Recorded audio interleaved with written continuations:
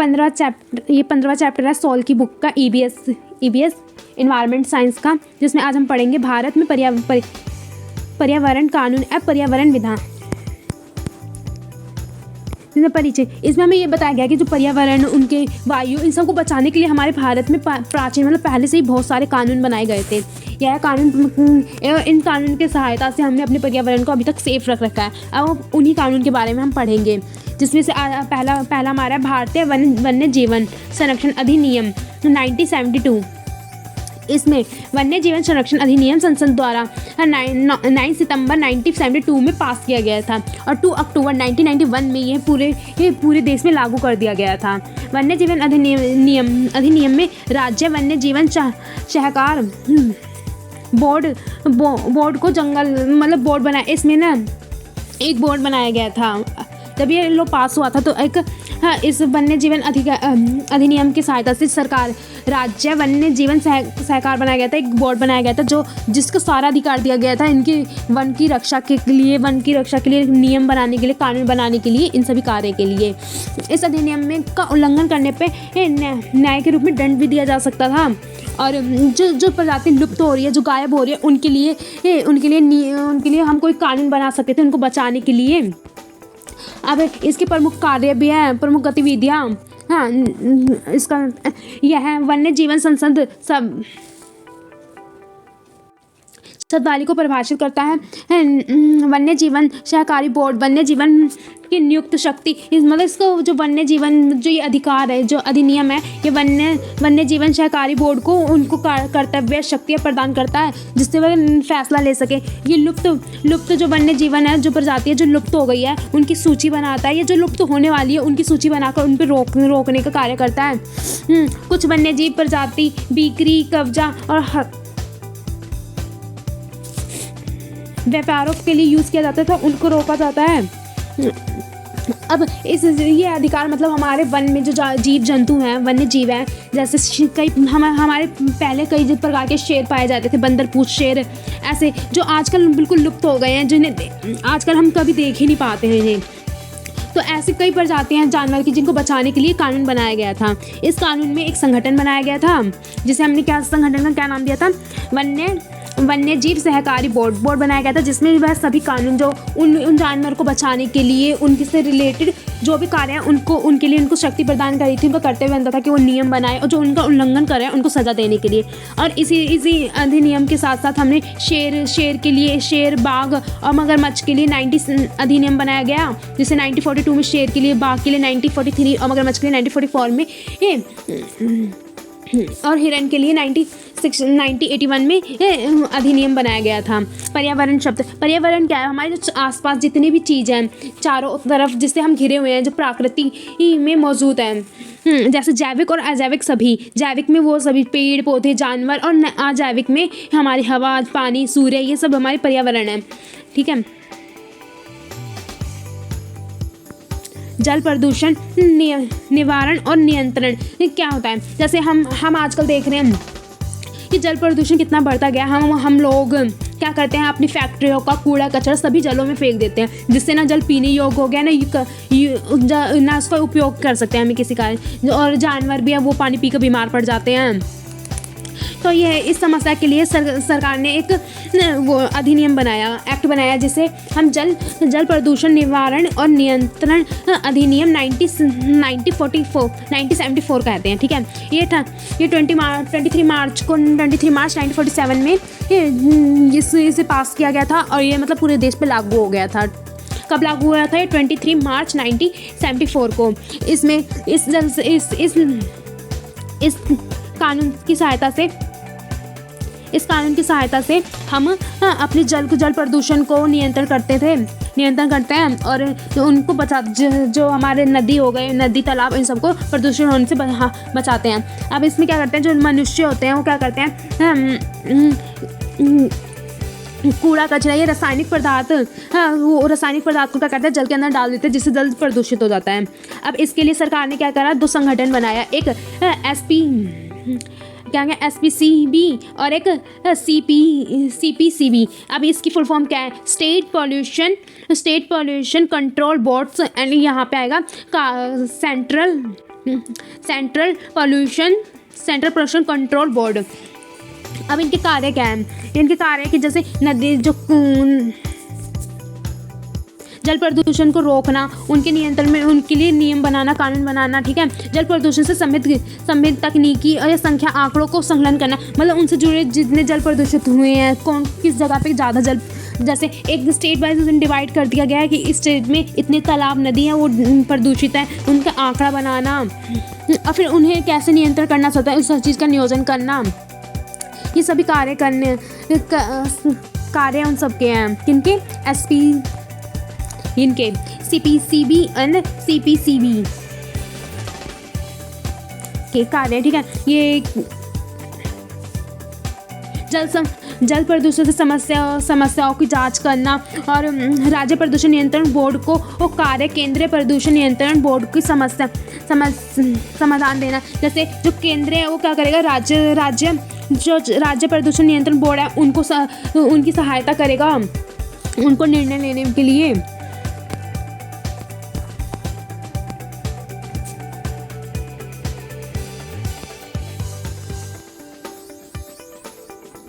और बोर्ड द्वारा जो अपशिष्ट उपयोग है, जो मतलब उपचार निपटारण के लिए कुशल तरीके का सुझाव देगा कि मतलब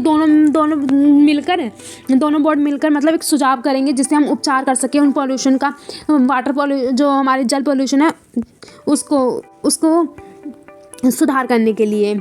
वन संरक्षण से तात्पर्य क्या है कि आजकल हम देख रहे हैं कि जितनी ज़्यादा जनरेशन बढ़ रही है या शहरीकरण हो रहा है, गांव के लोग जब शहर में आते हैं तो उसे शहरीकरण क्या, जब अधिक मात्रा में जब गांव से लोग शहर की ओर आते हैं तो उसे शहरीकरण कहा जाता है। तो इसमें क्या होता है कि लोग अपने रहने के लिए, अपनी ज़रूरती आवश्यकता को पूरा करने के लिए पेड़ जंगलों का कटाव करना स्टार्ट कर देते हैं। तो जिससे वन है उनकी संख्या कम हो जा रही थी, पेड़ को काटा जा रहा था जो हमारे पर्यावरण के लिए बहुत हानिकारक है। तो उनको बचाव के लिए एक अधिनियम बनाया गया जिसे वन संरक्षण अधिनियम 1980 कहा गया, ठीक है।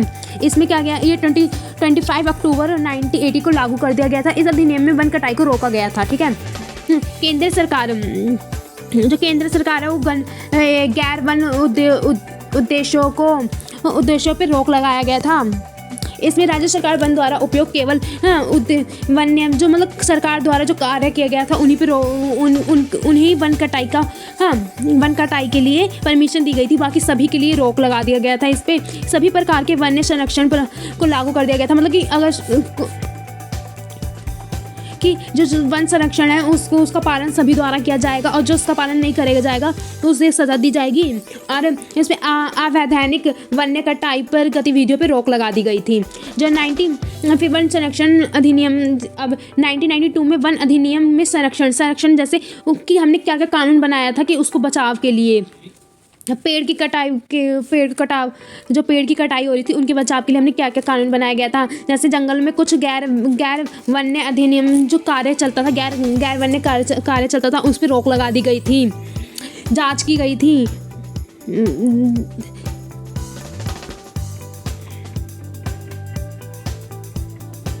हम अभी इसके कार्य देखते हैं केंद्र सरकार द्वारा गए अवश्य। इसमें जैसे चाय, कॉफ़ी, मसाले, रबड़ पौधे जैसे नकली पौधों की खेती को गैर वैज्ञानिक गतिविधियों के शामिल नहीं किया गया था। केंद्र सरकार को वन क्षेत्र में फल देने वाले पेड़ पौधे, तने देने वाले पेड़ पौधे, औषधियाँ बनाने में प्रस्तुत प्रजाति वन पारिस्थितिक के असंतुलन का कारण बन सकता था। कि अगर मान लो हमने कि इन सबको डिवाइड कर दिया कि कुछ लोग फल की खेती करेंगे, कुछ इसमें, क्योंकि अगर मान लो एक ही ये असंतुलित मतलब संतुलित बनाने के लिए कि मान लो अब सभी प्रकार के पेड़ पौधे हो सके और किसी की भी प्रजाति किसी भी पेड़ की प्रजाति को लुप्त ना हो कोई सी भी। और कीटनाशक के लिए जो शहतूत की रोपण को एक गैर वन अधिनियम के रूप में देखा गया, ठीक है। और वन क्षेत्र के अंतर्गत स्थानीय नदी, तालाब, पत्थर, बजरे, चट्टान आदि को हटाकर गैर वन्य गतिविधियों के अंतर्गत शामिल कर दिया गया। इसमें हमें बस यही पढ़ाया गया है कि जो वन है हमारे, जो पेड़ पौधे जो लुप्त, जो मनुष्य क्या कर रहे हैं, पेड़ पौधों को काट रहे हैं, उनको कैसे कंट्रोल किया जाए, कैसे उस पर नियंत्रण किया जाए।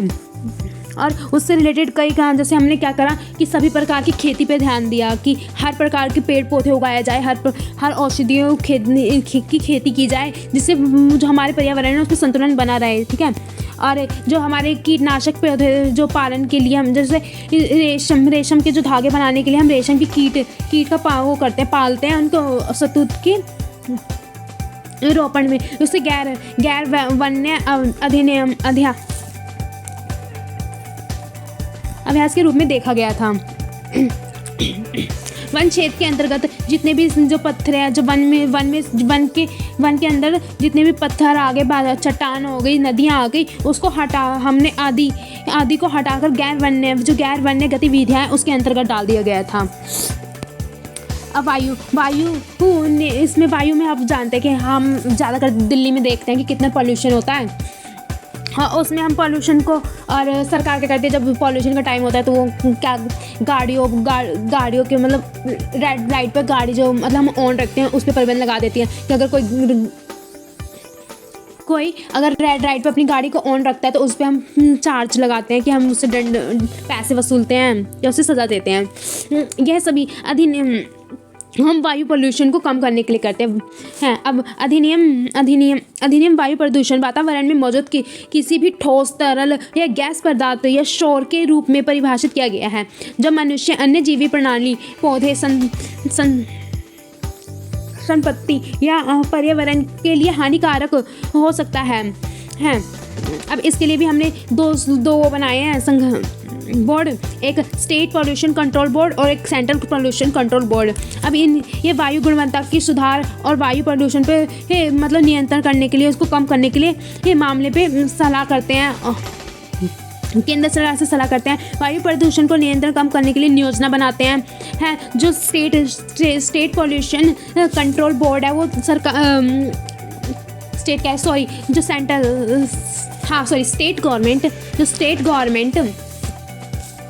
स्टेट पॉल्यूशन कंट्रोल बोर्ड है, वो क्या करते हैं, ये सेंट्रल पॉल्यूशन कंट्रोल बोर्ड से ना सलाह मशवरा करती हैं।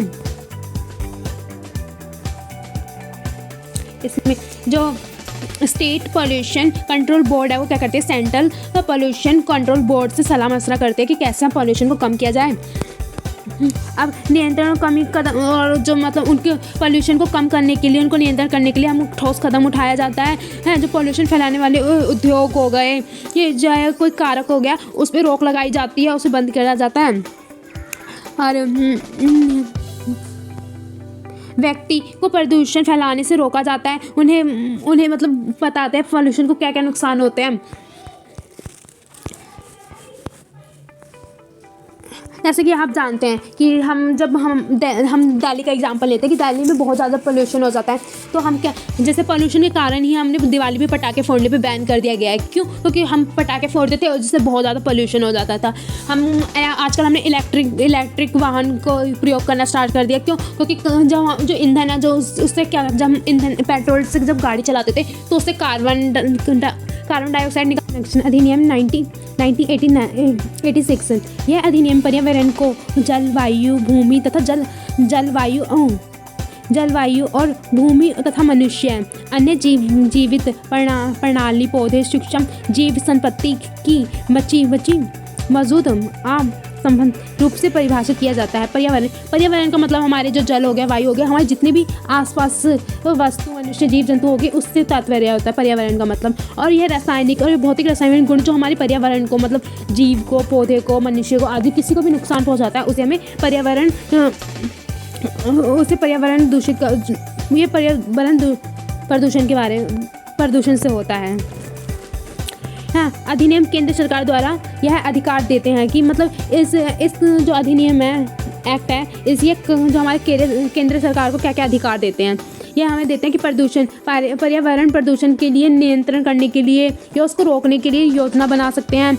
हाँ, विभिन्न स्रोतों से पर्यावरण प्रदूषण को उत्साहित कर, मतलब उसको रोका जा सकता है। पर्यावरण को निम्न तरीके विभिन्न स्रोत द्वारा उन क्षेत्रों का पहचान करना जिसमें कोई भी उद्योग संरचना प्रक्रिया जो उद्योग के वर्ग संरचना प्रक्रिया नहीं किया जा सकता। ऐसे उद्योग जैसे कोई गांव का एरिया होगा, उसमें हमने केमिकल वाली फैक्ट्री स्टार्ट कर दी तो ये गलत है। तो ऐसी क्षेत्रों का हमें मतलब पहचान करनी पड़ेगी जहाँ उद्योग या ऐसी कोई क्रिया ना करे जिससे पर्यावरण को नुकसान पहुँचे।